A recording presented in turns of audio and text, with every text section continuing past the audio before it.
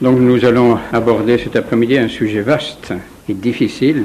À la limite, le monde des anges, des bons anges, est plus facile et plus simple que le monde des démons. Parce que les bons anges, ils sont bons, ils font bien. Ils sont les ministres de la providence divine pour le bien, la miséricorde, etc. Donc c'est relativement simple. Alors que le monde des démons, là, est beaucoup plus compliqué. Parce qu'ils ont tout un tas de combines et d'entourloupettes, si on peut dire, pour essayer justement de faire échouer le plan du bon Dieu. Ils n'y arrivent pas, c'est évident, mais il multiplie les ruses pour essayer d'y parvenir. Alors ça nous donc retiendra sans doute quelque temps, plusieurs conférences sans doute, donc ne soyez pas trop pressés. N'attendez pas qu'aujourd'hui j'ai répondu à toutes les questions que vous vous posez sur le démon. Patientez un petit peu. Quelques lectures. Je vous ai déjà parlé de cette petite plaquette là qui est en vente maintenant là, aux tables de presse là sur les anges et les démons. Qui est bien, c'est très simple, très court, mais il y a vraiment, je crois, l'essentiel. Et vous reconnaîtrez peut-être certains passages dont je me suis servi même dans telle ou telle conférence de Don Maréchaux. Il y a un autre livre, vous connaissez peut-être un peu tout cela, ces auteurs, Monseigneur Cristiani. C'est un classique sur le démon, sur ce livre qui s'appelle Présence de Satan dans le monde moderne et qui est bien fait aussi, assez complet. Tous les il donne des exemples historiques un peu de possession, etc. Vous avez, c'est d'un Georges Hubert, c'est édité par Teki, donc arrière Satan, que pas mal, mais alors c'est truffé de citations de Paul VI, de Jean-Paul II, etc. Bon, qui sont pas mauvaises. La doctrine est bonne, donc à la limite vous pouvez l'utiliser, permis quand même. Il y a ensuite des ouvrages plus récents, ce qui est bien, c'est les récits d'un exorciste, donc le père Amorth, c'est récent, ça date de 93 ou 92. C'est bien, il parle un petit peu tout, du démon, de la possession, les exorcismes, tout ça, bon, très bien. Et puis il y en a un, je crois que c'est le plus récent et qui, j'avoue, qui m'a assez impressionné moi-même. C'est ce livre de Monseigneur Balducci. Peut-être en avez-vous entendu parler, la presse en a parlé un petit peu, je crois, pour se moquer de lui, bien sûr, c'est évident. Monseigneur Balducci, qui est tout à fait dans le vent de l'Église actuelle, qui est exorciste et qui a beaucoup travaillé. Et c'est un livre impressionnant, ce livre qui s'appelle L'adorateur du diable et rock satanique. C'est effrayant, ça fait peur. Des noms de gens que vous connaissez peut-être, moi j'ai entendu parler une fois ou l'autre de tel ou tel chanteur, etc., qui sont vraiment des satanistes, qui se sont vraiment donnés à Satan, et qui donc mettent leur musique au service de Satan. Les ruses qu'utilise Satan, bien sûr, tout ça sous des aspects très, très agréables, très sympathiques, la musique, c'est magnifique la musique, c'est beau. Bien, alors essayons un petit peu nous procéderons par ordre, comme toujours. Nous verrons d'abord un petit peu cet après-midi ce que les Saintes Écritures nous disent sur le démon. Peut-être également quelques récits d'auteurs, de pères de l'Église, un peu, notamment les pères du désert, qui ont été affrontés au démon. Sur le démon habite dans les déserts, et donc dès qu'on se retire au désert, on rencontre le démon. Nous en tirerons quelques conclusions, principes généraux, un peu justement sur la façon dont le démon agit. Tous ces moyens, malheureusement, qui se propagent de plus en plus dans le monde où nous vivons et qui ne sont que des pièges et des ruses du démon. La superstition sous toutes ses formes, la divination, la voyance, qu'on appelle l'infestation, l'obsession, la possession, et puis les moyens qu'on a pour s'en défendre, et notamment les sacramentaux. Et il faut connaître ce monde des sacramentaux avec, bien sûr, ce grand sacramental tout à fait spécialisé contre le démon qui est l'exorcisme. Voilà, le démon dans les Saintes Écritures, dans l'Ancien Testament, dans le Nouveau Testament. Tout d'abord, quels sont les noms que les Saintes Écritures donnent aux démons? Il y a bien sûr ce nom qui revient presque constamment, qui est le nom de Satan. Satan, nous le verrons, qui a deux significations. D'abord, c'est un nom commun, une sorte d'adjectif, oui. Vous êtes un Satan, ou bien Satan, qui est vraiment le nom, à ce moment-là, du diable lui-même, du prince des démons. Et donc le nom de Satan qui signifie en gros l'adversaire. Oui, Satan, selon l'étymologie, le verbe dont cela vient, signifie dresser des embûches, persécuter, être adversaire. Donc oui, quand on dit de quelqu'un qu'il est un Satan, et c'est quelqu'un qui dresse des embûches et qui est vraiment l'adversaire. Il y a aussi le nom de démon, qui c'est mon grec, daimon, qui est une sorte de génie, oui, mais qui généralement est appliqué plutôt au génie malfaisant, qui rôde donc dans les airs et auxquels toutes les civilisations ont cru. Et puis ensuite, vous avez dans l'Ancien Testament ce troisième nom qui est le diable, diabolus, le diable. Le diable ce mot a une signification plus précise. Ça n'est non seulement celui qui attaque, celui qui est l'adversaire, mais c'est celui qui divise. de préférence du diable. C'est de diviser les hommes les uns contre les autres. Et crée ainsi des schismes, des divisions, des hérésies, tout ce qu'on peut imaginer. Voilà, ça c'est dans l'Ancien Testament, oui, rapidement. Et dans le Nouveau Testament, bien sûr, nous retrouverons les mêmes noms attribués aux démons, mais nous en trouverons aussi beaucoup d'autres, pratiquement une douzaine, qui s'appliquent justement à cette race satanique. D'abord, bien sûr, Satan, Satanas, Diabolos, le diable également, démon, voilà, donc on retrouve ces trois noms. Et puis d'autres noms plus, qui vous rappelleront quelque chose, je pense, Belzéboub, ou bien le dragon, le serpent antique du paradis terrestre, ça c'est Saint Jean dans l'Apocalypse qui nous parle de ce dragon, qui est le serpent antique du paradis terrestre, ou bien le tentateur, dans Saint Matthieu, on trouve le nom du... ou bien encore le séducteur, donc le tentateur, ou bien le mauvais, l'adversaire, l'esprit immonde, qualificatifs qui ne sont pas très brillants, et que le Nouveau Testament attribue donc aux démons.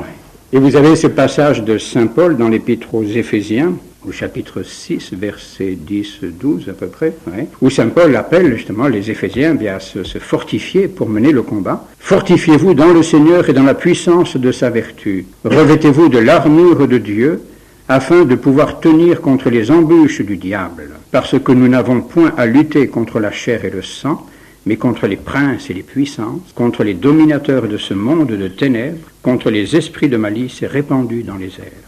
Nos véritables ennemis ne sont pas tellement des êtres de chair et de sang, dont nous ne sentons pas toujours la présence, mais dont la présence est très réelle et très efficace à certains moments. Bien encore, un autre nom attribué à Satan, au diable, c'est Bélial, quand notre Seigneur nous dit qu'il n'y a pas d'accord possible entre Dieu et Bélial. Et Satan, donc, peut-être un petit peu quelques précisions sur ce nom de Satan, qui comme celui qui revient le plus souvent pour désigner proprement, justement, le diable, l'adversaire par excellence. Nous disions tout à l'heure, le Satan, c'est d'abord un nom commun, qui désigne simplement quelqu'un qui est ennemi, quelqu'un qui se pose en ennemi. Être le Satan de quelqu'un, bien, c'est se dresser devant lui comme son ennemi, son adversaire. Et on trouve cela plusieurs fois dans l'Ancien Testament.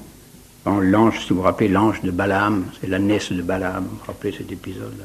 Je dû en parler une fois comme ça rapidement. Le prophète Balaam qui partait comme ça pour maudire le peuple hébreu, et il était sur son ânesse, et son ânesse qui est arrêtée au milieu du chemin par un ange de lumière, que le pauvre Balaam ne voyait pas. Alors, il lui tapait dessus tant qu'il pouvait, et l'autre, il dit, elle voyait bien l'ange qui était dedans, jusqu'au moment où l'ânesse s'est mise à parler. Alors là, il a dit, tiens, il y a un problème quand même, c'est pas tout à fait habituel. Et il lui a dit, arrête de me taper dessus, parce que, voilà, il y a quelqu'un qui m'empêche de passer, quoi. Et l'Écriture dit justement que l'ange du Seigneur qui est apparu là sur le chemin s'est posé en Satan devant lui. Alors pensez bien, un ange, c'était un ange, qui s'était mis donc en adversaire devant Balaam. Donc il ne faut pas prendre le mot Satan au sens où nous le prenons habituellement. L'ange n'était pas devenu un démon, simplement c'était devenu un adversaire. Et il s'opposait à ce que Balaam continue sa route. Des choses comme ça. Ou bien encore, vous voyez cette expression dans le Nouveau Testament, vous connaissez peut-être, quand Saint Pierre veut empêcher notre Seigneur d'aller vers sa passion, notre Seigneur lui dit, retire-toi de moi, tu m'es un Satan. Donc ça ne veut pas dire que Saint Pierre était devenu le démon, mais Saint Pierre était devenu l'adversaire, le mauvais conseiller de notre Seigneur, et donc il était devenu un Satan pour lui, retire-toi de moi. Donc nom commun, et puis ensuite, bien sûr, on le trouve surtout comme nom propre, pour désigner donc tout spécialement le diable, cet adversaire par excellence. Alors là, manifestation de Satan dans le Nouveau Testament, nous allons voir quelques-unes un peu plus loin. Elles sont innombrables, cela n'arrête. Satan est le tentateur, c'est lui, par exemple, dans la parabole du bon grain et de l'ivraie, c'est lui qui enlève le bon grain, c'est lui qui sème l'ivraie, c'est lui qui est l'auteur de certains mots physiques. Il se transfigure même en ange de lumière pour tromper les âmes, les attirer à lui. Il excite les passions mauvaises. Il persécute les prédicateurs de l'Évangile pour les empêcher de remplir leur mission. Il s'oppose vraiment par tous ses moyens à la prédication de l'Évangile. Il a même ses adeptes qui forment ce que le Saint Jean appelle la synagogue de Satan, les suppôts de Satan, ceux qui sont donc ses fils, si l'on peut dire, non pas des fils par génération, c'est évident, mais des fils par soumission de l'esprit. Et donc ces adeptes qui forment la synagogue de Satan et qui propagent justement sa domination. Il a même ses doctrines mensongères. Et certaines âmes, malheureusement, l'épître à Timothée, la première à Timothée, c'est terrible, certaines âmes se convertissent d'elles-mêmes à Satan, qui se donnent, qui se livrent à Satan. Mais Dieu l'écrasera, bien sûr, sous les pieds des chrétiens, et à la fin, Satan sera momentanément relâché de sa prison pour séduire les nations avant d'être relégué pour l'éternité dans l'enfer. Et si nous regardons quelques passages plus particuliers de l'Écriture, je pense que c'est éclairant. Dans l'Ancien Testament, 3 passages notamment, bien sûr il y en a bien d'autres, où il nous est raconté un petit peu la façon dont Satan agit. Donc le livre de la Genèse d'abord, bien sûr, c'est la première tentation. Ensuite il y a le livre de Job et le livre de Tobie, sur lesquels on peut s'arrêter un petit peu. Bon, le livre de la Genèse, vous connaissez, jamais écouté les serpents qui parlent, jamais.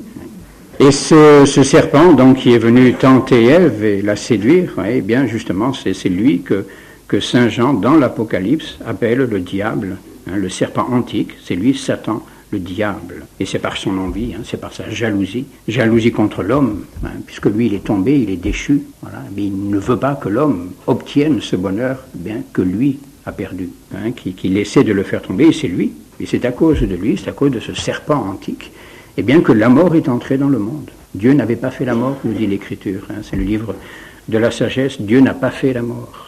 Dieu avait fait l'homme pour l'immortalité. Voilà. Et c'est par Satan, c'est par le serpent, donc, et bien que le péché est entré, et à la suite du péché, la mort. C'est pourquoi notre Seigneur nous dit, dans Saint Jean, bien qu'il est homicide dès le commencement. Bon, voilà le livre de la Genèse, vous connaissez, je pense, cet épisode, ce n'est pas la peine de trop s'arrêter, vous voyez l'habileté en tout cas. Toujours il propose du bien, il vous proposera jamais du mal comme ça. Et oui, le livre de Job ensuite, disions-nous, Satan qui vient se présenter devant Dieu. Les enfants de Dieu s'étant un jour présentés devant le Seigneur, et Satan étant venu aussi parmi eux, oui, Satan qui vient se faufiler parmi les anges, voir un petit peu où c'est le bon Dieu ce qui se passe. Et le Seigneur lui dit, d'où viens-tu? Et il lui répondit, j'ai fait le tour de la terre, je l'ai parcouru tout entière. Et le Seigneur lui dit encore, mais c'est bon, c'est bien, voilà. N'as-tu point considéré mon serviteur Job, qui n'a point d'égal sur la terre, qui est un homme simple et droit de cœur, qui craint Dieu et fuit le mal, et qui se conserve encore dans l'innocence? Et Satan lui répondit, est-ce gratuitement que Job craint Dieu? N'avez-vous pas environné d'un rempart sa personne, sa maison et tous ses biens? Vous avez béni les œuvres de ses mains, et tout ce qu'il possède se multiplie sur la terre de plus en plus. Mais étendez un peu votre main, et frappez tout ce qui est à lui, et vous verrez s'il ne vous maudira pas en face. C'est très révélateur. C'est-à-dire que le diable, bon, nous le dirons, le diable ne peut agir qu'avec la permission de Dieu. Le diable ne fait pas ce qu'il veut. Heureusement, il ne fait pas tout ce qu'il veut. Sa puissance, ses pouvoirs sont limités par la permission divine. Et donc, une première fois, le bon Dieu va lui donner la permission. Le Seigneur répondit à Satan, « Va, tout ce qu'il est en ton pouvoir. Mais je te défends de porter la main sur lui. » Et Satan sortit aussitôt de devant le Seigneur, et alors c'est toutes les catastrophes qui tombent sur la tête de ce pauvre Job, ça brûle, son bétail, ses enfants, tout le monde, tout périt, il perd tout. Mais vous voyez, première fois, le bon Dieu limite le pouvoir de Satan, tu lui fais tout ce que tu veux, touche à tous ses biens, mais ne touche pas à sa personne. Et donc Satan ne va pas toucher à la personne de Job. Bon, et voilà le pauvre Job, donc il n'a plus rien, mais il continue à chanter les louanges de Dieu. Je suis sorti nu du ventre de ma mère et j'y retournerai nu. Le Seigneur m'avait tout donné, le Seigneur m'a ôté. Il n'est arrivé que ce qui lui a plu, que le nom du Seigneur soit béni. Bon, autrement dit, il n'est pas tombé. Satan n'a pas réussi. Alors, deuxième fois, il retourne voir le bon Dieu au milieu de ces gens, dit, bon, tout ça c'est bien, mais permettez-moi maintenant un petit peu d'aller le toucher, lui. Ouais, donc on reprend ce que nous disions tout à l'heure. Tu m'as porté à agir contre lui en l'affligeant sans sujet. Et Satan lui répondit, l'homme donnera toujours peau pour peau et il abandonnera tout pour sauver sa vie. Mais étendez votre main et frappez ses os et sa chair, et vous verrez s'il ne vous maudira pas en face. Bon Dieu donne une nouvelle permission, tu peux aller plus loin maintenant. Il est en ta main, mais ne touche point à sa vie. Bon, tu vas pouvoir l'affliger, le rendre malade, tout ça, mais ne touche pas à sa vie, dire ne le tue pas, ne le fais pas mourir. Voilà. Et voilà. Et alors à ce moment-là, c'est cette plaie effroyable qui frappe ce pauvre Job depuis la plante des pieds jusqu'à la terre. Et Job s'étant assis sur un fumier, ôtait avec un morceau d'un pot de terre la pourriture qui sortait de ses ulcères. Ouais, non seulement il n'y avait plus rien, mais en plus, tout son corps n'était plus qu'un ulcère. C'est effrayant. Bon, excusez-moi, mesdames, voilà que sa femme s'en mêle. Le démon n'avait pas tué sa femme la première fois, il lui avait laissé. Bon, je ne sais pas pourquoi, peut-être pour son mérite. Et qui vient... et qui vient le titiller, qui vient l'embêter, qui dit quoi? Vous demeurez encore dans votre simplicité, mais maudissez Dieu et vous mourrez. Oui, c'est la femme qui vient l'inciter à maudire Dieu. Et pour il refait les mêmes réponses un petit peu tout à l'heure. Oui. Et puis ensuite, bon, c'est tout le livre là, c'est trois amis qui viennent un petit peu, qui essaient de lui donner une mauvaise conscience et de lui dire, mais tout ça, c'est parce que vous êtes pécheur, vous êtes je sais pas quoi. Et, bon, voilà. Et vous voyez, ce pouvoir que Satan a reçu de Dieu sur Job. Oui, c'est le même pouvoir qu'il peut recevoir de la part de Dieu sur l'un ou l'autre d'entre nous, et même sur l'ensemble de l'humanité. Oui. Mais tout cela, limité, tenu en laisse un petit peu par la permission divine. Oui. Ensuite, le livre de Tobie. Ah, le livre de Tobie, c'est joli, ça, ce livre de Tobie. Connaissez ça aussi, l'histoire du Tobie, le vieux Tobie. Et le jeune Tobie, le vieux Tobie qui tombe aveugle parce qu'il était fatigué, il s'était couché faisait la sieste là devant chez lui, puis il y a un pigeon qui a fait ce que font les pigeons. Et puis, pouf, c'est tombé sur ses yeux, et puis voilà, il est tombé aveugle, le pauvre, etc. Bon, puis ensuite, son fils, donc, il part pour aller rechercher la dette, l'argent qu'il avait prêté à un cousin lointain. Et c'est là que l'on va trouver le démon, justement, vous voyez, au chapitre 3 du livre de Tobie. Il va rencontrer en chemin, justement, une Raguel avec sa fille, Sarah, qui... Voilà. Il arriva que Sarah, fille de Raguel, qui demeurait à Raguès, ville des Mèdes, fut touchée d'un reproche, etc. Regardez un petit peu ce qui était arrivé. Elle avait déjà épousé 7 hommes, l'un après l'autre, et un démon nommé Asmodée les avait tués aussitôt qu'il s'était approché d'elle. Au cours de la nuit de noces, si vous voulez pas. Alors ça refroidit un petit peu les ardeurs de tout le monde, c'est évident. Et la pauvre fille, bien embêtée, il est pour rien, enfin, apparemment. C'était pas tellement sa faute, c'était donc ce démon Asmodée, qui semble-t-il était le démon de la concupiscence. Oui. Et alors ensuite, donc le bon Tobie qui arrive dans ce foyer-là, etc. Et c'est l'ange Raphaël lui conseille, et il lui conseille justement, il dit voilà, il y a ici un homme qui s'appelle Raguel, qui est de vos proches et de votre tribu, il a une fille nommée Sarah, qui est unique, etc. Tout son bien doit vous revenir, et il faut que vous épousiez cette fille. Oh, Tobie lui dit, doucement, j'ai entendu dire qu'il y avait des petits problèmes quand même, alors l'ange lui dit, ne vous inquiétez pas, tout ça va s'arranger, vous allez voir, bon. Il lui donne simplement le conseil, justement, pour chasser le démon de la concupiscence, ce démon qui s'appelle Asmodée, et bien il lui conseille, justement, bien de vivre avec elle en continence pendant 3 jours, et de ne penser à autre chose qu'à prier Dieu avec elle, justement pour chasser au loin le démon de la concupiscence. Et donc, eh bien, c'est effectivement ce qui va se passer. Voilà, donc le mariage, les parents hésitent un petit peu au début, mais pour tout, puisque vous y tenez, ben, enfin, prenez-la, Et puis au petit matin, on va aller voir un peu comment la chose s'est terminée, quoi. Et puis voilà, tout s'est bien passé. Et donc le démon a été chassé par la prière et par la continence, justement, qu'ils avaient observé. Après qu'ils eurent choupi, ils firent entrer le jeune Tobie au lieu où elle était, lequel, se souvenant de ce que l'ange lui avait dit, tira de son sac une partie du foie du poisson et la mit sur des charbons ardents. Et alors l'ange Raphaël, là aussi c'est intéressant, c'est l'ange Raphaël, prit le démon et l'alla lié dans le désert de la Haute-Égypte. C'est l'ange Raphaël qui lie le démon dans le désert. C'est pas Dieu qui directement va chasser Asmodée, mais c'est l'ange Raphaël qui va donc lier le démon dans le désert. Le désert, c'est justement le lieu du démon. C'est là qu'on chasse les démons, parce que là, au moins, il n'y a pas d'homme à tenter. Sauf pour ceux qui vont partir ermites au désert, mais à ce moment-là, c'est à leurs risques et périls. Mais normalement, dans le désert, il n'y a personne, sinon, c'est plus un désert. Et c'est dans le désert que le démon est chassé. Notre Seigneur, dans l'Évangile, le dit. Quand l'esprit immonde est sorti d'un homme, il s'en va errer dans les lieux arides, et il cherche le repos sans le trouver. Voilà les épisodes principaux où l'on voit l'action du démon dans l'Ancien Testament et dans le Nouveau Testament. Alors là, je dirais, c'est beaucoup plus abondant. Il y a d'abord tous ces phénomènes de possession, dont nous reparlerons une autre fois, quand nous parlerons justement de la possession, tous ces malheureux possédés. Mais ensuite, il y a tous ces passages donc, où l'on nous parle du démon, soit dans les évangiles, soit dans les épîtres. Et si on peut essayer de classer ça un petit peu sur 6 points, quelles sont les notes qui ressortent un petit peu de tous ces récits évangéliques ou de scripturaires sur les démons. D'abord, bien sûr, que ceux qu'ils cherchent à atteindre, c'est les âmes. Et même quand ils les frappent dans leur corps, dans leur santé, dans leur vie, etc., c'est uniquement pour justement les conduire au péché.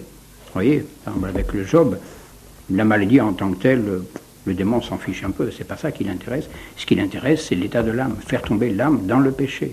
Et toutes ces persécutions qui vont marquer pratiquement les 4 premiers siècles de la vie de l'Église n'auront qu'un but, c'est faire tomber les fidèles, les chrétiens, dans le péché. Les amener à renier, c'est ce que chercheront à obtenir les empereurs, les Romains, les Juifs, etc. Car les premiers persécuteurs des chrétiens, ne l'oublions pas, ce sont les Juifs.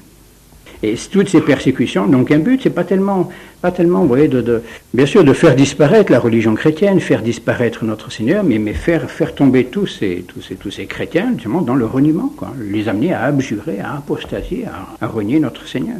Et toutes les persécutions n'ont que ça comme objectif spirituel, mauvais, bien sûr. Il y a ensuite, vous voyez, ces efforts pour séduire, et là, c'est plutôt sur le côté doctrinal, où le démon essaie justement d'amener les hommes à le suivre. Ouais. Et donc c'est là qu'il se transforme en ange de lumière. Il séduit, il sème le mauvais grain dans le champ du Seigneur. Il en ôte le bon grain. Donc il remplace la bonne doctrine par la mauvaise doctrine, qui n'est pas entièrement mauvaise, mais qui garde un peu de bon, justement pour séduire. Et ça c'est le comble, je dirais, de la perfidie, justement. Et Satan ne nous proposera jamais un mal intégrale, une erreur intégrale. Elle sera toujours mêlée de vérité. À ce moment-là, ce qu'il y a de vrai nous séduit. Et en prenant le vrai, on avale ce qu'il y a de faux. Dans toutes ces erreurs, ce qu'il y a de plus dangereux, c'est la vérité qui est en elle. Et dans l'erreur, le plus dangereux, le poison, le vrai poison, si on peut dire, ce qui est dangereux, c'est la vérité qui est inclus dans l'erreur. C'est elle qui nous séduit, c'est la vérité qui nous séduit. C'est pas l'erreur. Alors on est séduit par la vérité, et sans s'en apercevoir, on avale le poison. On est devenu hérétique sans le savoir. Et le démon a sa doctrine, nous le disions, c'est saint Paul qui le dit. Le démon a sa doctrine qui combat la foi et les mœurs. Et ce qu'il veut, justement, c'est se faire adorer à la place de Dieu. Il veut se faire rendre l'honneur qui n'est dû qu'à Dieu. Et malheureusement, justement, les hérésies, c'est cela. Il suscite des hérésies pour nous détourner du vrai culte de notre Seigneur Jésus-Christ, de la véritable adoration du Christ, de la vérité sur le Christ, par exemple. Et tout ça, pour que nous en venions à vénérer un Dieu qui n'est pas vrai. Mais ce pouvoir, ça c'est le 3e point, disons, ce pouvoir est limité par Dieu, ça c'est clair, par la permission divine. Il ne faut pas oublier que le démon, quand même, il est soumis à Dieu. C'est saint Jacques, je crois, qui nous dit que, c'est très rassurant quand même pour nous, que les démons croient et tremblent. Les démons tremblent. Ils vivent dans la crainte, quand même, les démons. Ils sont là, ils sont à son pied. Est-ce que le bon Dieu, ils savent très bien que le bon Dieu les voit, mais ils sont toujours un petit peu d'attention. Est-ce qu'il va me laisser faire ou est-ce qu'il va m'arrêter? Donc ils vivent dans la crainte. Le démon vit dans la crainte, il ne faut pas l'oublier, ça. C'est pour ça qu'il ne faut pas avoir peur du démon. Lui, il doit avoir peur. Lui, qui tremble. Ah d'accord, là, nous, on n'a pas peur. Pas peur. Et c'est sûr. Bien sûr, si nous, on commence à trembler, on est deux à trembler. Alors, lequel va trembler le plus? Et attention, il ne faut pas trembler. Oui, non. Et oui, et en plus de ça, nous le disions aussi, nous le reverrons, les bons anges sont là aussi qui luttent contre eux et qui sont plus puissants que les démons. Les bons anges ont pouvoir, puissance sur les démons, tout en respectant quand même justement la liberté que Dieu leur laisse. Vous voyez, même les bons anges ne peuvent pas agir sur les démons au-delà de la permission de Dieu. Vous voyez, si le bon Dieu veut que Satan fasse du mal à droite à gauche, les bons anges ne pourront pas l'empêcher complètement. Ils devront respecter la permission de Dieu. Vous voyez, vous avez ce passage dans l'épître de Saint Jude, une épître que personne ne connaît. Vous la connaissez certainement. Donc l'épître de Saint Jude, qui est très courte, qui nous raconte cet épisode où on voit une lutte sur le mont Nebo entre Satan et Saint Michel. Vous voyez, les deux qui luttent là, autour du corps de Moïse. Pourquoi ? Eh bien, parce que Satan, semble-t-il, d'après ce que l'on peut comprendre, deviner un peu, Satan voulait prendre le corps de Moïse pour que le peuple hébreu en fasse comme un dieu, ramener un petit peu ce corps, peut-être même lui redonner une certaine vie, ce qui n'est pas impossible, le démon peut simuler la vie, etc., pour que le peuple hébreu en vienne à adorer Moïse comme un dieu. Et Saint Michel est là qui veille du nom. Non, pas tous, en gros. Et voilà ce que dit saint Jude, donc le récit qui nous fait, quand l'archange Michel entra en contestation avec le diable pour lui disputer le corps de Moïse, il n'osa pas porter un jugement et le taxer de blasphème. Oui. Il ne pouvait pas aller trop loin, donc il n'a même pas insulté. Oui, ça c'est un signe aussi. Il faut faire attention au démon quand même. Bon, il ne faut pas avoir peur de lui, mais attention quand même. C'est pas nos hommes pour le traiter de tous les noms d'oiseaux. Hein. Bon, voilà. Pas trop l'exciter, si on peut dire. Hein. Attention.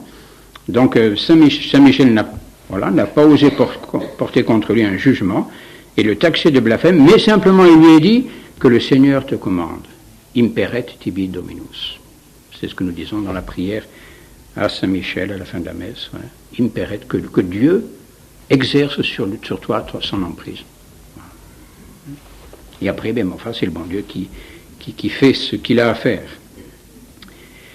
Ensuite, autre note que l'on peut relever dans le Nouveau Testament, justement, c'est cet appel à la victoire, à la lutte du moins, des disciples contre les démons, avec, nous dit saint Pierre et saint Paul, avec une foi courageuse. Il ne faut pas avoir peur. Hein. Les chrétiens peuvent vaincre Satan avec la grâce de Dieu, bien sûr. Et même un jour, ça c'est là, saint Paul aussi qui nous dit ça, un jour, et c'est très consolant quand même, un jour ce sont les chrétiens fidèles qui seront les juges des démons. Ah oui, ce sont les chrétiens fidèles, les justes, qui jugeront les mauvais anges. Voilà, la récompense un peu à tous ceux qui auront remporté la victoire sur les tentations, sur les manœuvres de Satan. Mais, malheureusement, il en est qui, eux, ne résistent pas victorieusement. C'est une autre chose, là aussi, qui ressort des Écritures. Certains se laissent séduire par les manœuvres de Satan et font cause commune avec lui. Certains se font complices de Satan. Par exemple, et malheureusement, dans l'Écriture, dans le Nouveau Testament, l'Évangile, notre Seigneur, c'est ce qu'il reproche aux scribes et aux pharisiens. Là, ce n'est pas nous qui le disons, c'est notre Seigneur qui leur dit « Vous faites ce que vous avez vu auprès de votre Père. Vous avez le diable pour père. » C'est sévère. Hein. Vous faites ce que vous avez vu auprès de votre Père, vous avez le diable pour père, et vous voulez mettre à exécution les désirs de votre Père. Terrible, hein. On me dirait ça, moi j'aurais peur. Hein. Voilà ce que le jugement, si vous voulez, que notre Seigneur a porté sur les scribes et les pharisiens. Hein. Alors quand on nous dit qu'ils sont innocents, etc., qu'ils n'ont jamais fait de mal à Jésus-Christ, etc., bon, enfin voilà. Ils ont le diable pour père, c'est-à-dire qu'ils se sont fait enfants du démon, parce qu'ils ont accepté son influence, accepté ses persuasions, etc. Oui. Bon. Et ça c'est clair, c'est notre Seigneur lui-même qui le dit. Hein. Il y a encore bien sûr l'exemple de ce pauvre Judas, je ne sais pas comment il faut l'appeler, mais l'apôtre Judas en tout cas, oui. Et dont notre Seigneur bien sûr a pu dire lui-même déjà 1 an, même avant sa trahison, notre Seigneur a dit de lui, l'un de vous est un diable. L'un de vous est un diable. Oui. Et c'était Judas. Et oui. Et donc c'est clair, il y a malheureusement des hommes qui se soumettent au pouvoir de démons et qui se laissent inspirer par ces doctrines. Et puis, ma foi, il y a, ça aussi, c'est une chose qui est très très claire, c'est que de tout temps, les hommes sont divisés en 2 camps. Il y a dans l'humanité 2 camps. Les enfants de Dieu et les enfants du diable. Les enfants de Dieu, ce sont les baptisés qui se soumettent à la parole de Dieu, à l'évangile, à la révélation. Bon, très bien. Bon. Et puis ensuite, il y a les enfants du diable qui, eux, se soumettent au contraire aux suggestions du démon. Et il ne peut exister aucun accord entre les 2 camps. Notre Seigneur nous le dit, entre le Christ et Bélial, il n'y a pas d'accord possible. Ces 2 camps, seront en combat jusqu'à la fin des temps. C'est ce que saint Augustin décrit dans la cité de Dieu, c'est ce combat des 2 cités, les 2 cités qui ne cessera qu'avec le jugement dernier pratiquement. Et d'ici là, ces 2 camps seront en conflit permanent, sans qu'il soit possible d'arriver à quelque accord que ce soit. Et ça, c'est une des ruses du démon, de nous faire croire qu'on peut arriver à un accord. Tout accord profite au démon. Voilà un petit peu les enseignements de l'évangile des épîtres sur sur les manœuvres de Satan. Et puis il y a encore ce grand livre de l'Apocalypse qui est magnifique. Alors lui, ça c'est peut-être dans l'Apocalypse, mais que nous voyons le plus les manigances un peu de Satan. Ouais. C'est Saint Jean qui écrit ce livre de l'Apocalypse sur la fin de sa vie. Vous connaissez cela, je pense. Oui. Alors bien sûr, c'est un livre difficile, l'Apocalypse. Hein. L'interprétation est compliquée parce qu'il y a beaucoup de symboles, beaucoup d'images et voir la signification exacte, mais enfin quand même certains passages sont très clairs. Hein. Et notamment ces lettres aux 7 églises. Hein. Et dans laquelle, par exemple, Saint Jean signale à Smyrne la présence de faux juifs qui combattent l'évangile et qui forment une synagogue de Satan. Bon. Ensuite, à Pergame, il y a le siège de Satan. C'est tous les temples des faux dieux, les temples de Jupiter, de Minerve, de Bacchus, etc., d'Esculape. Tout ça, c'est le siège de Satan. Tous ces faux dieux, c'est Satan. À Philadelphie, il y a encore une autre synagogue de Satan. Ensuite, il y a une invasion de sauterelles, qui est déclenchée par la trompette du 5e ange, et qui est commandée par l'ange de l'abîme. L'ange de l'abîme, c'est pas un ange de lumière, ça, c'est sûr, c'est Satan encore. Et ensuite, là, c'est ce passage qui est un peu effrayant, mais très beau, de cette guerre, la guerre entre le dragon et la femme. Cette femme qui représente l'Église, et contre laquelle combat le dragon. Et ce dragon qui a 7 têtes couronnées et 10 cornes. Et sa queue, il fait un coup de queue dans le ciel qui entraîne la chute du tiers des étoiles. Alors ça, c'est là-dessus que beaucoup de pères de l'Église se fondent pour dire que la chute des anges a entraîné un tiers des anges. C'est ce coup de queue du dragon qui a fait tomber un tiers des étoiles. Alors les étoiles, c'est peut-être effectivement les anges. Donc un tiers des anges seraient tombés dans l'abîme. Et ce dragon, donc, il veut dévorer l'enfant de la femme. L'enfant de la femme, c'est chacun d'entre nous, l'enfant de l'Église. Et c'est ce beau passage encore là, de l'Apocalypse. Alors un grand combat se livra dans le ciel. Michel et ses anges combattaient contre le dragon, et le dragon combattait avec ses anges. Vous voyez, d'un côté Saint Michel avec ses anges, et de l'autre côté le dragon avec ses anges à lui. Vous voyez, les deux camps. Les deux camps. Mais ceux-ci, donc le dragon et les anges, et ses anges à lui, mais ceux-ci ne l'emportèrent pas, et il ne se trouva plus de place pour eux dans le ciel. Et fut précipité ce grand dragon, le serpent antique, appelé Diable et Satan, qui séduit le monde entier. Il fut précipité sur la terre, et ses anges furent chassés avec lui. Et c'est terrible, oui. Et donc nous disions, de la bouche du dragon sortent des esprits immondes, de sa gueule, là, tout un tas d'esprits immondes qui sortent, et ces démons qui vont opérer des prodiges sur le monde, sur la terre. Oui. Et voici qu'un ange du ciel saisit le dragon, et le lie pour 1000 ans, et l'enferme dans l'abîme. Voilà, pour 1000 ans. Alors bon, que veulent dire ces 1000 ans? Ne comptez pas trop à notre façon à nous, attention. Ouais, donc il le lie pour 1000 ans et l'enferme dans l'abîme, d'où Satan sortira après cette période écoulée pour recommencer la lutte. Et là, bien, ce sera sans doute la dernière lutte, celle de la fin des temps. Ouais. Il y a encore une chose que l'on peut considérer rapidement, justement, c'est les démons en face de notre Seigneur Jésus-Christ. Ouais. Jésus-Christ lui-même a voulu affronter, rencontrer le démon. Bien sûr, il y a le démon de la quarantaine, du désert de la quarantaine, notre Seigneur qui a jeûné pendant 40 jours, et puis ensuite, ce démon qui vient le tenter par 3 fois. Il vient le tenter pour voir qui il est, surtout. Il ne sait pas très bien, parce que le démon, il est intelligent, mais quand même, il ne sait pas tout.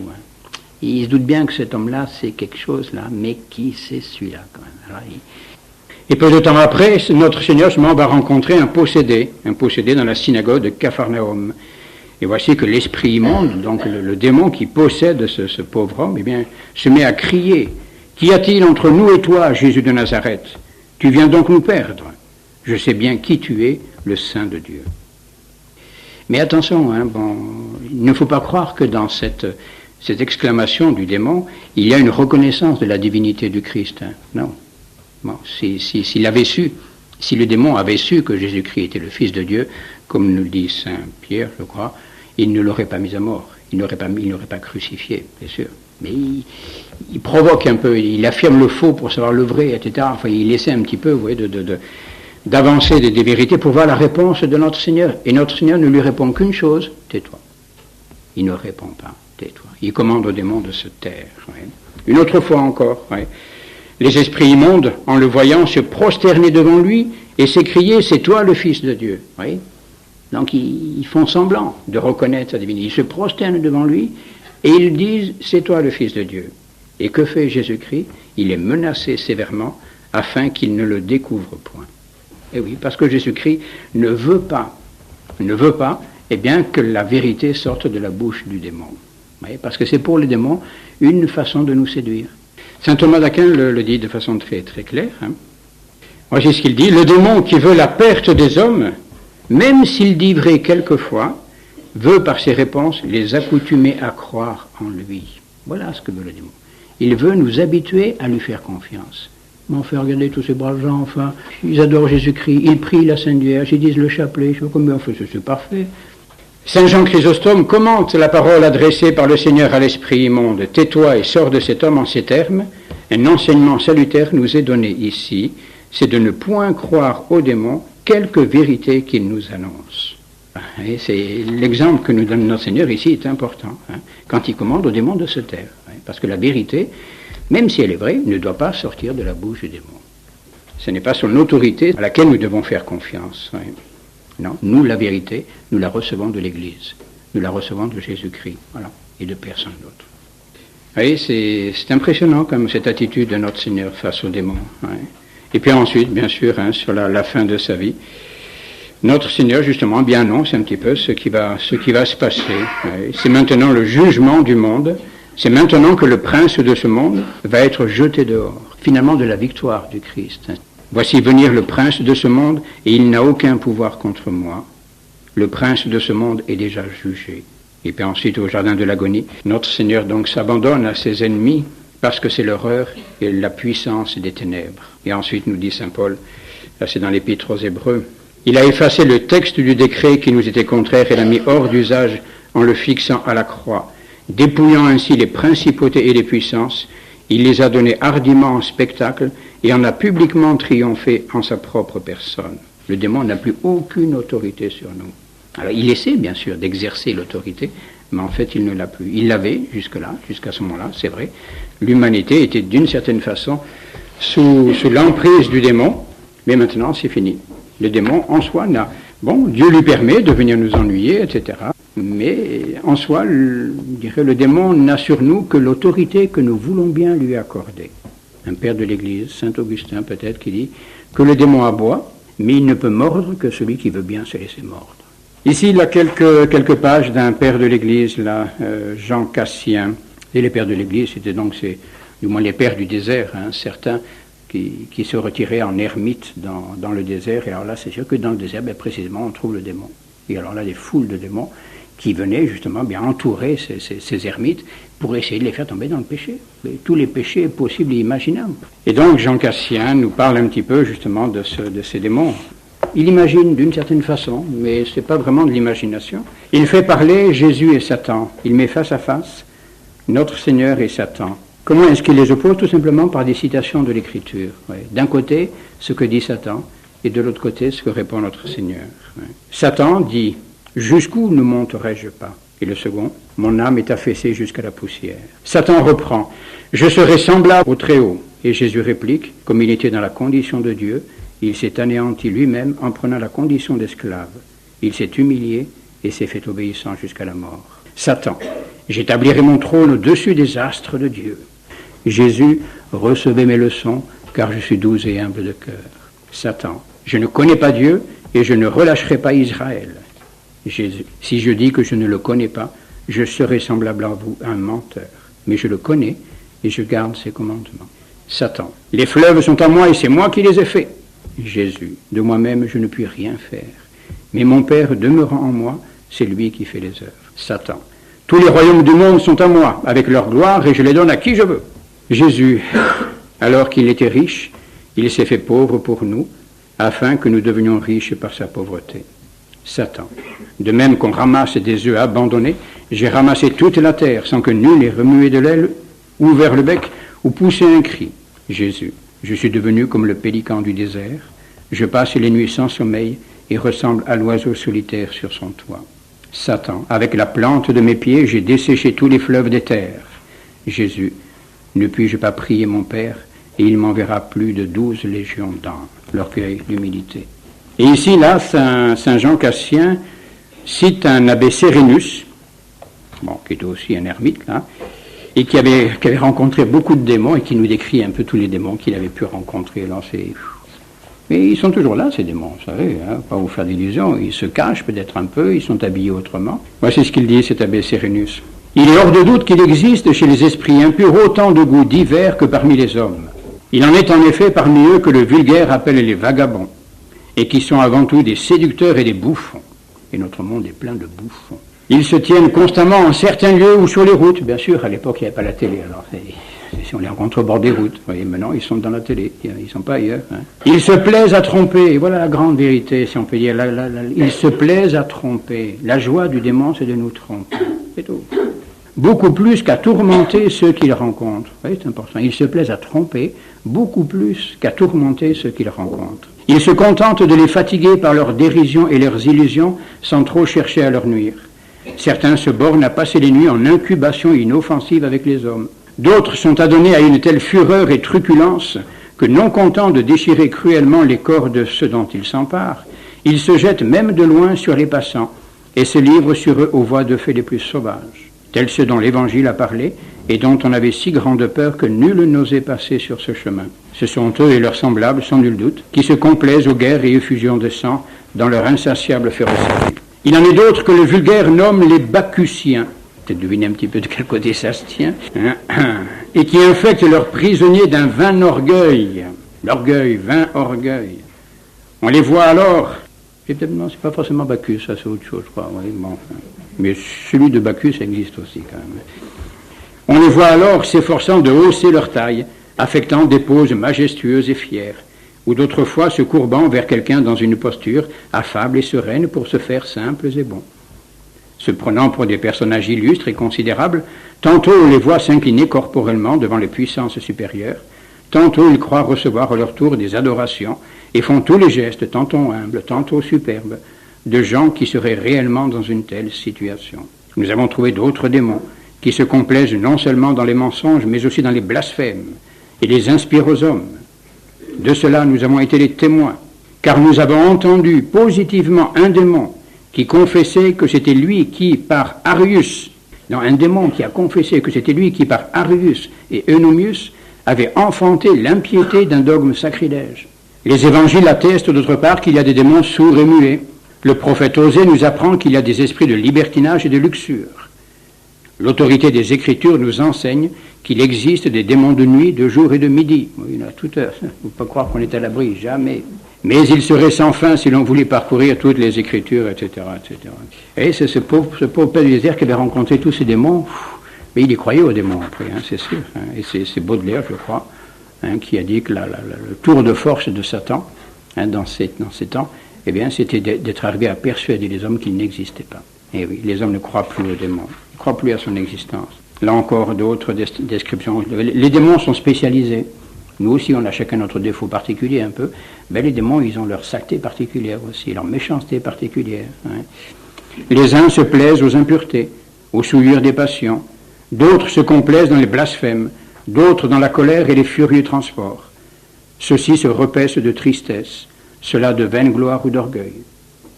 Chacun d'eux se fait une joie de faire pénétrer dans le cœur de l'homme le vice qui lui est cher. Et ils ne versent pas leur poison tous à la fois, mais à tour de rôle, selon qu'on les circonstances de temps et de lieu où les dispositions du sujet les y invitent. Ah, ils sont malins. Mais les démons se fatiguent. C'est bien, petit à petit, à force de venir nous tourner autour et puis de trouver porte close, ils se fatiguent. Alors, quand ils sont fatigués, ils se retirent, puis ils vont embêter quelqu'un d'autre. Jusqu'à ce qu'ils se fatiguent, et puis ainsi de suite. Et toute leur éternité, c'est ça. Se fatiguer, aller de fidèle en fidèle pour essayer de les faire tomber. Et oui. Oui, un petit peu, donc, c'est ce que l'on peut dire, c'est ce que nous rapportent, disons, les Saintes Écritures, et puis quelques auteurs, un peu, sur ces démons. Alors, qu'est-ce que l'on peut maintenant en tirer comme conclusion plus générale quant à ces démons, et notamment quant à ce qu'il y a ce qu'il y a de commun entre eux et les anges. Nous avons dit qu'au départ, la nature angélique est la même. Le démon est un ange déchu, est un ange déchu, et donc la nature du démon est la même que la nature de l'ange. C'est un esprit pur, esprit. Mais ce qui différencie l'ange et le démon, eh bien, c'est que précisément le démon, par sa révolte contre Dieu, a été dépouillé de tout don surnaturel. Alors qu'au contraire, l'ange, lui, bien, ma foi, il est dans la gloire de Dieu. Voilà. C'est là, bien sûr, la grande différence fondamentale.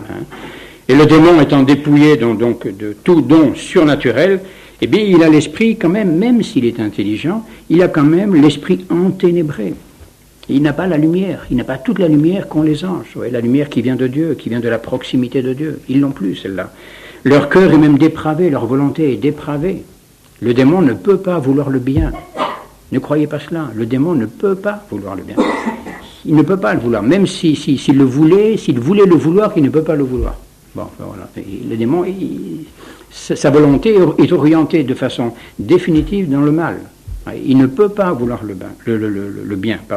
Donc son intelligence est enténébrée, sa volonté est dépravée, mais malgré tout, il a gardé ses facultés naturelles. Et donc, sans être ministre de la Providence, comme le sont les bons anges, les anges gardiens, ils concourent malgré tout, leur puissance, est au service de la Providence. Ils concourent, leur action, tout cela étant soumis à la permission divine, au gouvernement de la Providence, eh bien, leur puissance est quand même au service de Dieu. Et ils sont répandus dans le monde entier. Ça ne nous faisons aucune illusion. Les démons, ils ont permission, si vous voulez, de vivre sur la terre. Une partie d'entre eux est reléguée dans les enfers, sans doute. Il y a une partie d'entre eux qui est dans les enfers, où là, ils font le tourment des damnés, de ceux qui sont damnés, mais une autre partie d'entre eux, eh bien, elle a encore liberté, permission, de rôder sur la terre. Ils sont répandus dans le monde. Et là, ils infestent tout, ils sont partout. C'est pourquoi l'Église, dans son rituel, a prévu toute une série de bénédictions. Il faut tout bénir. Tout. Les bâtiments, les maisons, les écoles, etc., les champs, il faut tout bénir. On peut tout bénir. N'ayez pas peur. Oui, pour tout, quoi. Parce que le démon peut s'ouvrir partout. Et c'est pourquoi l'Église intervient, justement. Et notamment, pour tout ce qui est des objets qui servent à un usage saint ou sacré, il faut d'abord même l'exorciser. L'Église exorcise les objets qui vont servir au culte divin. L'eau bénite est exorcisée, etc. Tout ce qui sert vraiment à des saints usages est d'abord exorcisé, justement, pour chasser le démon.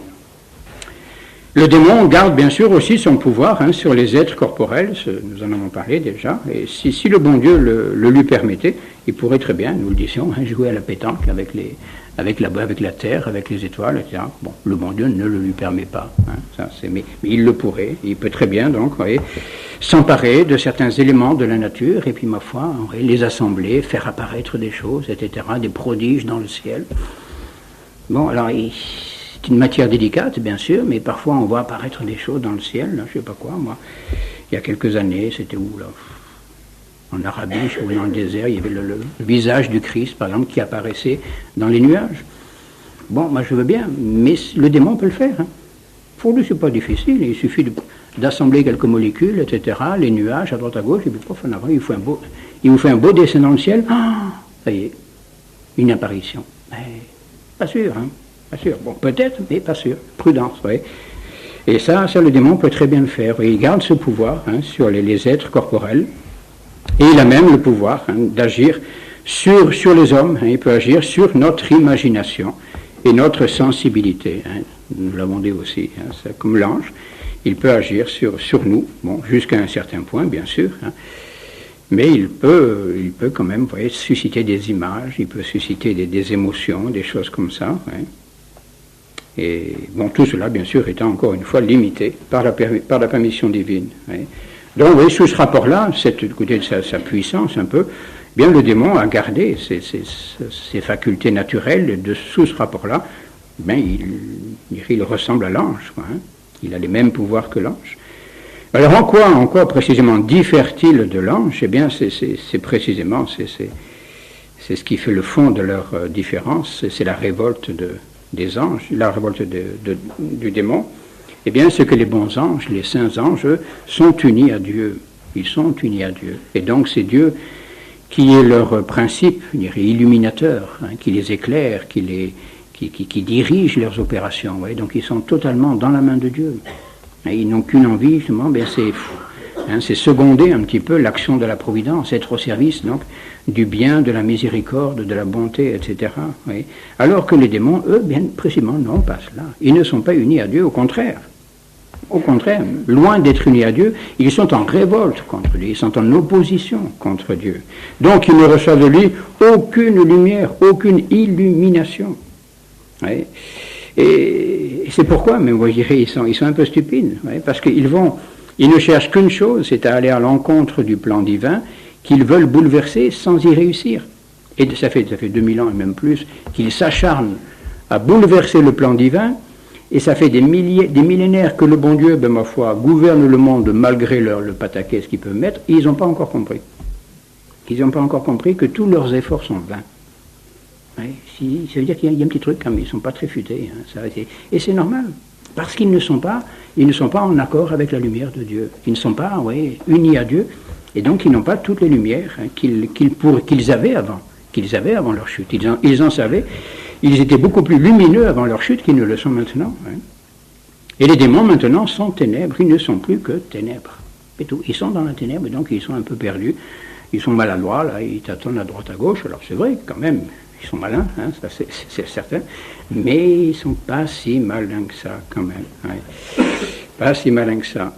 Et oui, tout le domaine de la grâce, par exemple, tout l'ordre de la grâce, leur est fermé. Ils ne comprennent rien au mystère de la grâce. Pouf. Ils ne peuvent pas comprendre. Ouais. Parce qu'ils sont ténèbres. Ils ne comprennent pas ce que c'est que la bonté. Ils ne comprennent pas ce que c'est la miséricorde. Le démon ne comprend pas ce que c'est que le pardon. Ils ne comprennent pas. Pour lui, mais qu'est-ce que c'est cette affaire? Ils tournent pas rond chez eux, ils sont fous ces hommes-là. Pour eux, c'est un mystère, ça. Et ça leur reste un mystère qui est fermé. Tous les mystères de la grâce leur sont fermés. Oui. Ce sont des esprits révoltés, des esprits déchus.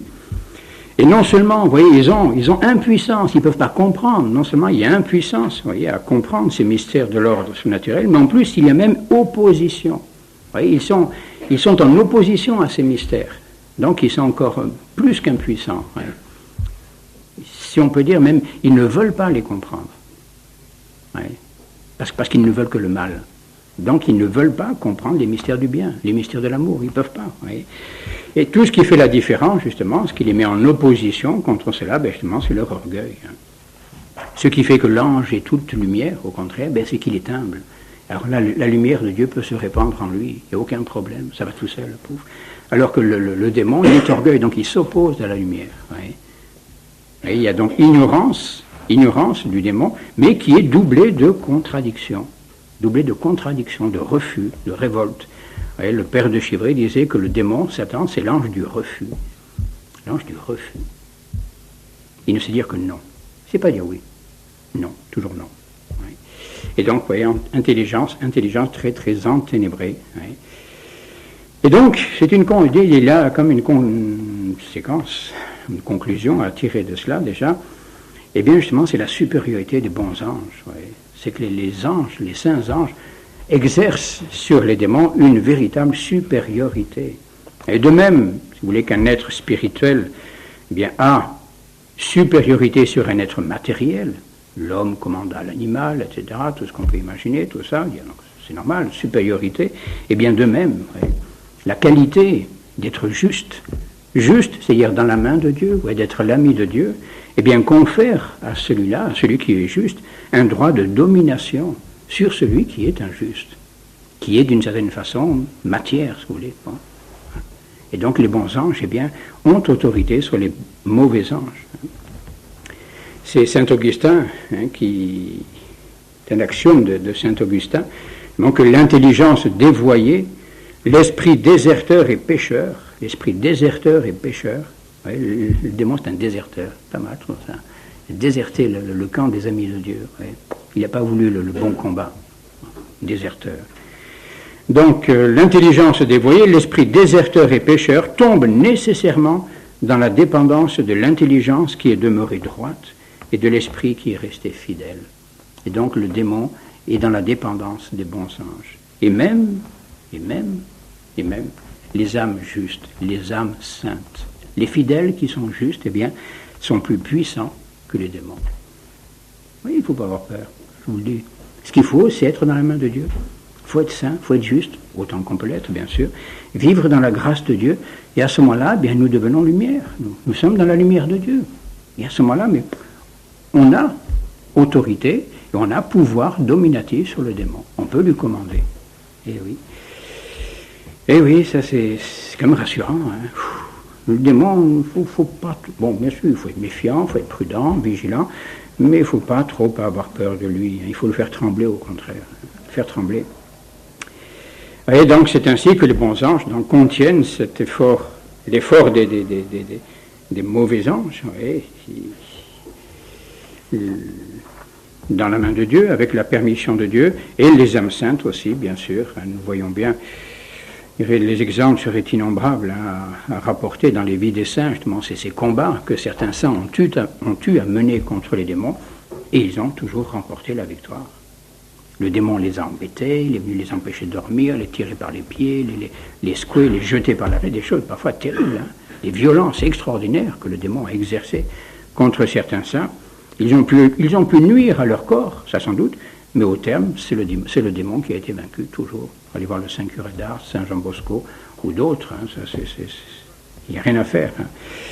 Il peut, bien sûr, le démon peut tourmenter, peut les ennuyer, etc., ça c'est vrai, mais tant que l'âme reste dans la main de Dieu, un jour ou l'autre, eh bien cette âme aura la victoire hein, sur le démon.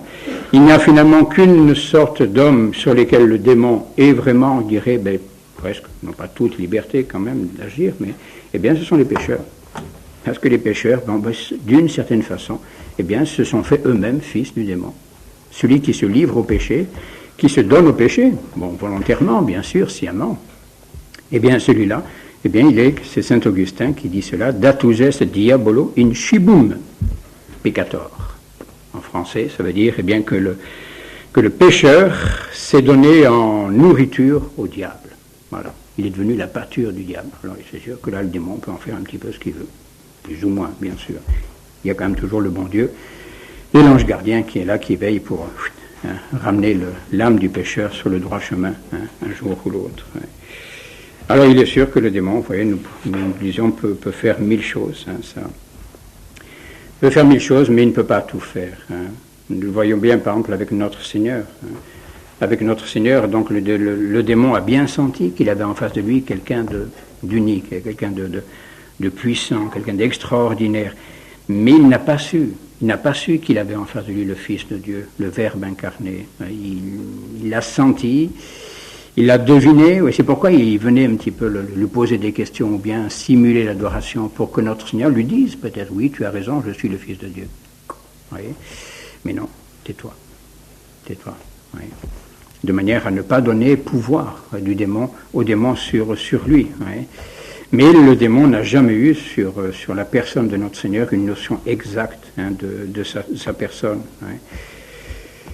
Et ce que dit l'Écriture, s'ils eussent connu le Dieu de toute gloire, ils ne l'auraient pas crucifié. Et oui, si le démon avait su qu'il avait en face de lui vraiment le Fils de Dieu, le Seigneur de toute gloire, il ne l'aurait pas fait crucifier.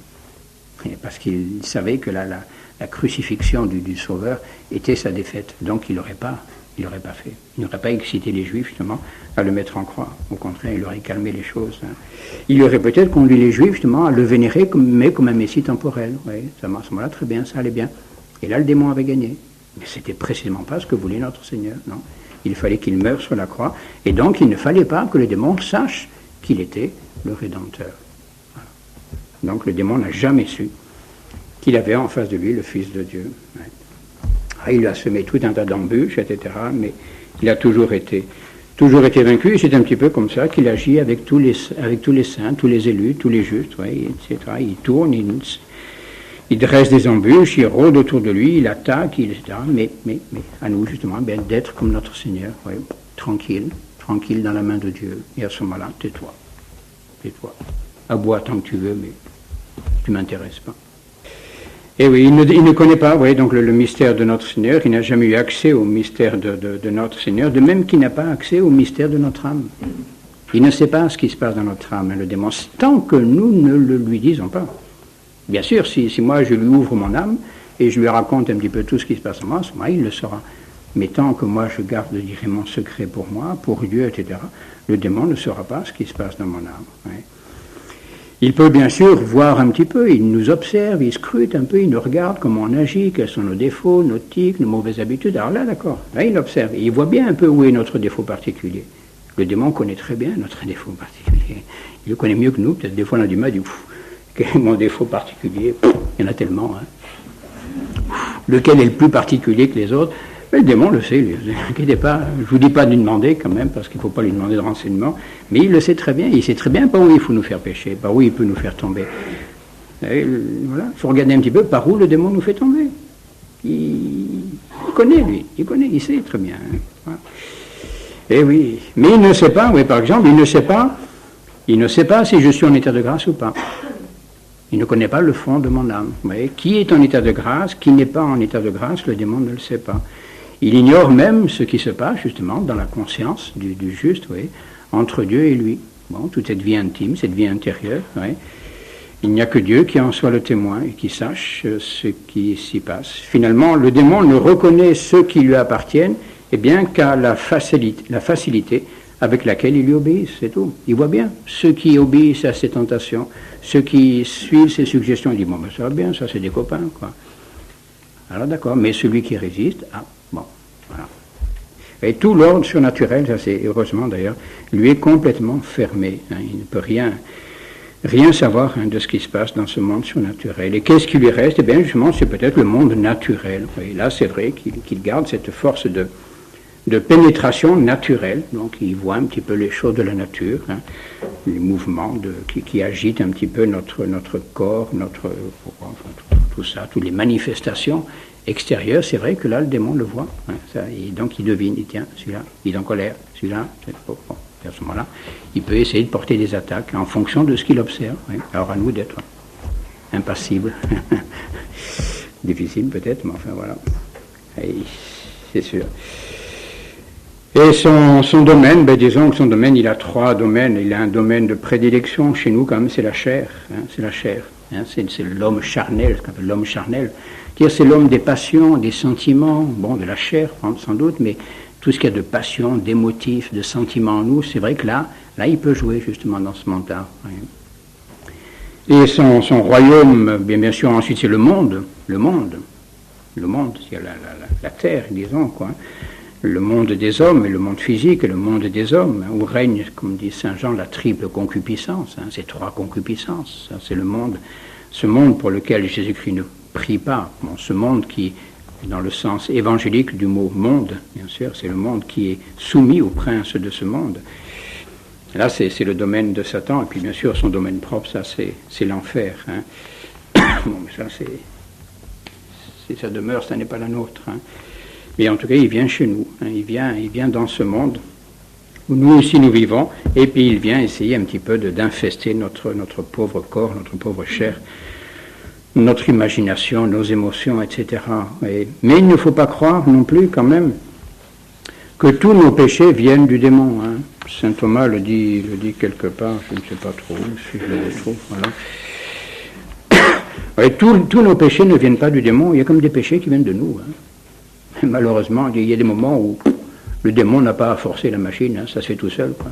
On pêche sans lui. Et ça, c'est le désordre qui est en nous, c'est cette triple concupiscence qui est en nous, sur laquelle il peut jouer, bien sûr, mais qui peut jouer sans lui. C'est malheureux. Hein. Vous voyez ce que dit saint Thomas d'Aquin, tous les péchés ne sont pas commis à l'instigation du diable, pas tous, mais proviennent du libre arbitre et de la corruption de la chair. C'est parce que nous sommes malades. Oui.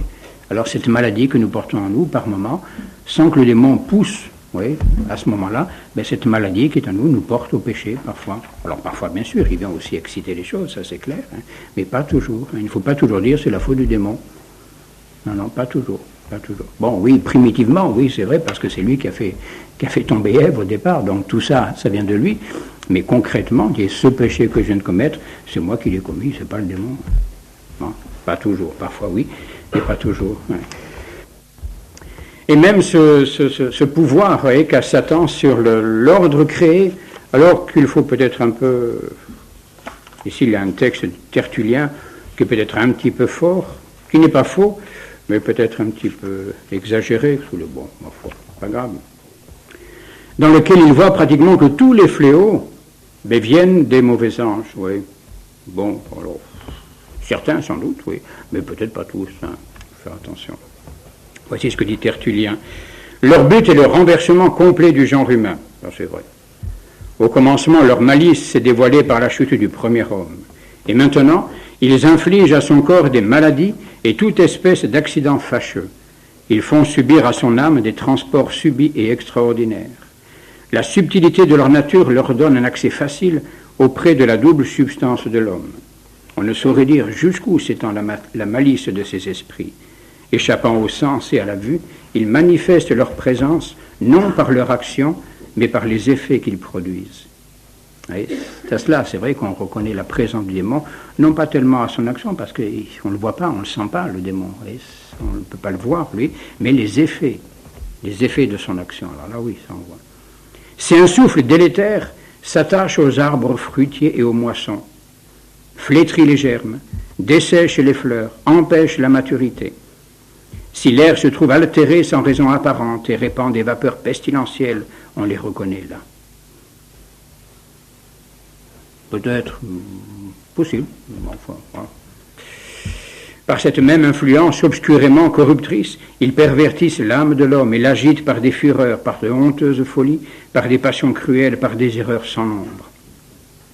Ils savent si bien le prendre et le circonvenir qu'ils se font offrir par lui des sacrifices humains dont ils se repaissent avec volupté. C'est vrai, hélas. Mais leur pâture la plus délicate est de détourner l'homme par de faux prodiges de la pensée du vrai Dieu. Oui, tout cela est vrai. Oui. Bon, alors peut-être, je dirais que tous les maux naturels ne sont pas l'œuvre du démon. C'est possible, même qu'il y en ait certains, quand on attrape un rhume de cerveau, c'est pas forcément l'œuvre du démon. Bon, parce qu'on était imprudent, peut-être, tout simplement. C'est pas bien couvert. Donc, il ne faut pas exagérer. C'est pas parce que je suis enrhumé qu'il faut me faire un exorcisme. Oui, des choses comme ça, quand même. Oui, bon. Mais parfois, c'est sûr, il peut provoquer des maladies. Il y a des maladies très, très, très célèbres par le temps qui court, hein, qui sans doute ont été suscitées par le démon. C'est clair, qui sont l'œuvre du démon. Et l'œuvre du péché peut-être, mais l'œuvre du démon, le péché, ouais. Sans doute il y a une part de ces mots qui viennent de lui, mais peut-être pas toutes quand même. Mais il est vrai que sa pâture la plus délicate est de détourner l'homme par de faux prodiges de la pensée du vrai Dieu. Et oui, il est partout, il est partout. Et ici, là, c'est Bossuet. Bossuet a fait un sermon sur les anges, les démons, etc. Et il en parle un petit peu aussi. Ouais. Voici ce qu'il dit sur lui, la perfidie de Satan. Ouais. C'est, mes frères, une noire envie, mère des fraudes et des tromperies, qui fait que Satan marche contre nous par une conduite cachée et impénétrable. Il ne brille pas comme un éclair, il ne gronde pas comme un tonnerre. Oh non, oh non, oh non, il est discret. Il est humble, le démon. Oh non, il ne se montre pas. Oh non. Eh oui. Il ressemble à une vapeur pestilente qui se coule au milieu de l'air par une contagion insensible et imperceptible à nos sens. Il inspire son venin dans le cœur, ou, pour me servir chrétien d'une autre comparaison qui lui convient mieux, il se glisse comme un serpent. C'est ainsi que l'Écriture l'appelle. Et Tertullien, encore Tertullien, nous décrit ce serpent par une expression admirable. Il se cache autant qu'il peut. Il resserre en lui-même par 1000 détours sa prudence malicieuse, c'est-à-dire qu'il use de conseils cachés et de ruses profondément recherchées. C'est pourquoi Tertullien poursuit en ces mots, il se retire, dit-il, dans les lieux profonds. Il ne craint rien tant que de paraître. Quand il montre la tête, il cache la queue. Il ne se remue jamais tout entier, mais il se développe par plis tortueux, bête ennemie du jour et de la clarté. Le démon n'aime pas la lumière. Il n'aime pas la lumière. Il aime la ténèbre. Il est ténèbre. Il se déploie, il est heureux, il dirait, là, il barbote tant qu'il peut dans la ténèbre. Ouais. Non, il n'aime pas la lumière. Ouais. Pourquoi il est difficile à discerner? En lui-même, il est difficile à discerner, hein, savoir où il est exactement. Et on le reconnaît justement, bien, généralement à ses effets, les manifestations de sa présence, hein, les conséquences de son action. C'est à cela qu'on le reconnaît. Mais le démon n'aime pas la lumière, ça c'est vrai. Hein, et c'est pourquoi, je dirais, finalement, le grand exorcisme qui est à la portée de tout le monde contre le démon, bien, c'est de parler de lui. C'est de dévoiler ses ruses, ouais, de dévoiler un petit peu. Et c'est là, je dirais, un des trésors de l'Église, justement, qui est tout simplement, je dirais, le sacrement de la pénitence, par exemple. Ouais. Ah, le démon n'aime pas ça. Il n'aime pas ça. Vous ne pouvez pas savoir la fureur dans laquelle il est quand quelqu'un se confesse. Il dit, mais ça y est, il est dévoilé. Il est mis à la lumière. Il n'aime pas ça. Il veut rester caché. Il ne veut pas qu'on parle de lui. Il veut qu'on croie qu'il n'existe pas. Ouais. Et puis tout d'un coup, voilà quelqu'un, mon père, j'ai péché. Ben, zut. Et non, il n'est pas content, il n'aime pas du tout ça. Hein. Et justement, c'est le bienfait justement de la confession. L'Église est très sage. Bon, c'est Dieu, bien sûr, qui lui a inspiré cela. Hein. C'est vrai, ben, voilà, sortir un peu de son âme, sortir de son cœur, de sa conscience, là, tout ce qu'il y a de, bon, ouais, d'impur, de malsain, etc. Le mettre au grand jour. Ça y est, c'est fini. Pratiquement, le mal est guéri déjà. Rien que ça, rien que le fait de le sortir, le mal est déjà guéri. Ouais. C'est extraordinaire, ça. Hein. Voilà un petit peu, bon, ce qu'on peut dire. Il y aura encore bien des choses à dire, mais enfin, il ne faut pas trop vous fatiguer. Hein. La sieste est finie. Mais non, je ne visais personne, attention. Mais il y a si on voulait, dirais, décrire un peu l'action du démon, mais il faudrait vous parler pratiquement de la société actuelle. Oui, regardez la société. Bon, c'est vrai que le monde a toujours été le domaine de Satan, mais par les temps qui courent. Hein, par les temps qui courent, hélas. Hein, qu'est-ce qu'il y aurait, par exemple, bon, toutes ces erreurs actuelles hein, qui empoisonnent l'humanité. Hein, bon, le communisme dont on nous dit qu'il est mort, mais ça, j'avoue que je demande à voir. Hein, mais où est-ce que je cherchais ça? Je trouve plus. La franc-maçonnerie. Et la franc-maçonnerie. Vous savez, regardez un petit peu, hein, c'est impressionnant, là, c'est un texte qui nous parlait de la franc-maçonnerie en 1982, d'un auteur, un bon prêtre, qui parle justement de l'action de la franc-maçonnerie, qui n'est qu'un relais de Satan, la franc-maçonnerie, c'est sûr, hein, pour détourner les esprits de l'Église et de Dieu, de notre Seigneur, c'est sûr. Hein. Et quels sont les objectifs de la maçonnerie, nous disait-il à cette époque? Encourager les aspirants à rejeter la croyance et la pratique religieuse, détourner de la pratique religieuse. Alors, pour cela, on vous fabrique un grand architecte, un être suprême, etc. Oh, bon, quoi, vous voyez bien, ils croient en Dieu. Mais qu'est-ce que c'est leur Dieu? C'est rien du tout, c'est rien, zéro. Ouais. Favoriser le mariage civil, bon, et le divorce, bien sûr. Et la sépulture hors de l'Église. Regardez où on en est aujourd'hui, l'incinération, les mariages civils, bien sûr, les baptêmes civils même, c'est effrayant. Les baptêmes civils, je ne sais pas si ça se fait en Suisse, mais en France ça se fait. Baptême républicain. Ouais, bah, je n'ai jamais fait, ça je ne peux pas vous dire, mais en gros, je crois qu'on va à la mairie, on amène le petit à l'église, et puis je ne sais pas quoi, il y a monsieur le maire qui dit, je ne sais pas quoi, bah, tu t'appelleras... Pourquoi Poirot? Parce que il faut prendre des prénoms qui ne sont pas des prénoms religieux, de saints, etc. Tu t'appelleras Vignoble, ou bon, ce qu'on peut imaginer, j'en sais rien. Voilà. Baptême civil. Ouais, bon. Enterrement laïque, baptême laïque, etc. L'incinération. Prêcher la libre pensée. Favoriser la législation sur l'avortement.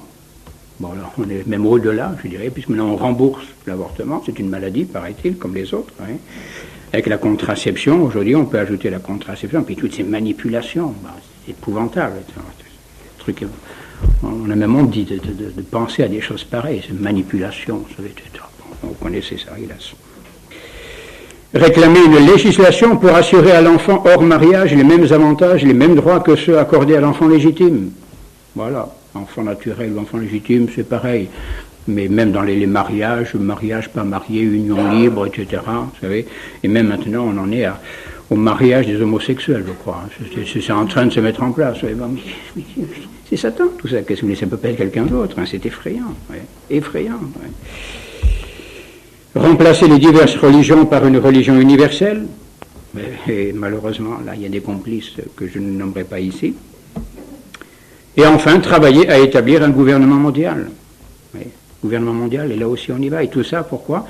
Eh bien, pour dépouiller Jésus-Christ de son domaine, de son royaume. Oui, voilà. On arrache le monde à la souveraineté de notre Seigneur Jésus-Christ par son Église. Oui. Et malheureusement, il est clair qu'aujourd'hui, le royaume de Satan s'étend. Le royaume de Satan se développe. Et alors, bien... Voilà, à nous, justement, peut-être de rester fidèles, justement. Tant que nous sommes fidèles, dans la main de Dieu, en tout cas, et c'est là le plus important, il ne peut rien nous arriver.